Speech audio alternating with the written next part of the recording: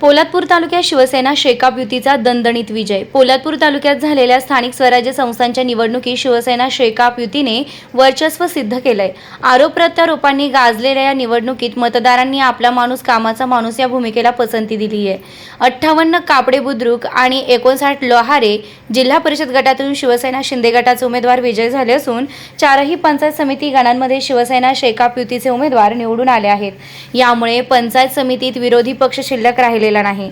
58 कापडे बुद्रुक गटातून शिवसेनेचे शाले निलेश कुंभार तर 59 लोहारे गटातून चंद्रकांत कळंबे यांनी मोठ्या मताधिक्याने विजय मिळवलाय।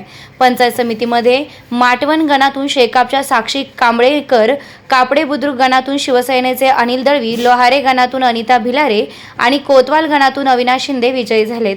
मतदानाचा टक्का मागील निवडणुकीपेक्षा सुमारे 3% घसरला असला तरी पोलादपूर तालुका हा शिवसेनेचा बालेकिल्ला असल्याचं मतदारांनी पुन्हा एकदा दाखवून दिलंय।